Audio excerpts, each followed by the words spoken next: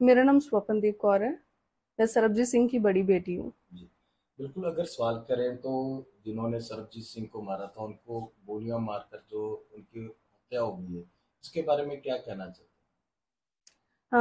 जिन्होंने पापा पे उस टाइम पे हमला करके उनको बुरी तरह से कर दिया था जेल में। उसके बाद उनकी वहां पर मौत हो गई थी पाकिस्तान की जेल में ही।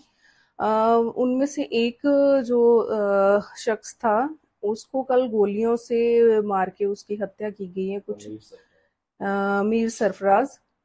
अ, जिस पे मैं यही कहना चाहती हूँ कि जैसे हम कहते हैं कि कर्मों का फल यहीं पर ही मिलता है, ये उसके कर्मों का ही फल है।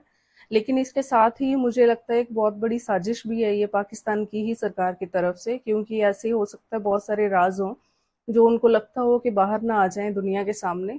क्योंकि ये भी एक पाकिस्तान सरकार की और वहाँ की एजेंसियों की ही एक मिली भुगत के जो है कारण इन्होंने एक साजिश रच के ही मेरे पापा का वहाँ जेल में कत्ल करवाया था। काफी लंबा समय आपने जो है आपके जो बुआ जी थे, मेरे ख्याल उन्होंने काफी कोशिश भी की थी लाने की, पर सफल रहे। उसके बाद इस बात को भी लेकर काफी उन्होंने बात की, हाईकमांड के साथ भी बात की, कोई हल नहीं निकलता नजर आया।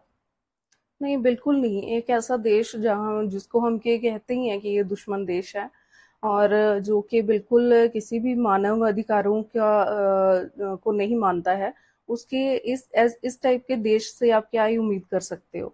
बहुत सारे प्रयास किए गए थे जब पापा जेल में थे, और जब उनकी मृत्यु भी हुई उसके बाद भी हमने बहुत कोशिश की थी कि इसको इंटरनेशनल लेवल पे उठाया जाए कि उनकी हत्या आखिरकार कैसे की गई, जैसे कि जबकि वो एक हाई सिक्योरिटी जेल के अंदर थे, एक सॉलिटरी कन्फाइनमेंट में।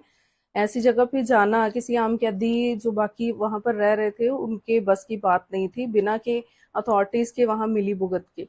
तो ये अभी भी मैं चाहती हूँ कि इसका ये जैसा कि मुझे कल भी पूछा गया था कि आपको लगता है कि इंसाफ हुआ है, बल्कि मैं ये सोचती हूँ ये इंसाफ नहीं हुआ है।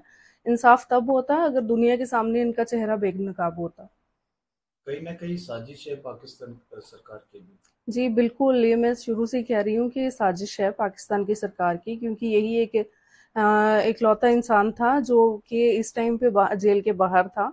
बाकी अभी भी मुझे लगता है कि जेल में ही है, और ये पापा का जो इन्होंने कत्ल किया था उसका भी एक इन्होंने झूठा वहां पर ट्रायल चलाया, जिसमें खुद ही गवाह खड़े करे और खुद ही उनको मुकरा लिया, और बाद में इन लोगों को बरी कर दिया था। तो ये भी हो सकता है कि इन्होंने यही चीजें छुपाने के लिए ही इसका कत्ल करवाया हो। लास्ट में क्या कहना चाहते हो? मैं यही कहना चाहती हूँ कि हमें और प्रयास करने चाहिए ताकि एक और सरबजीत वहां पर ऐसी मौत ना मरे, अपने परिवार के पास आए सारे जो भी कैदी वहां पर बेगुनाह पकड़े हुए हैं, और उनको तुरंत वहां से रिहा करवा के भारत वापस लाना यकीनी बनाया जाए।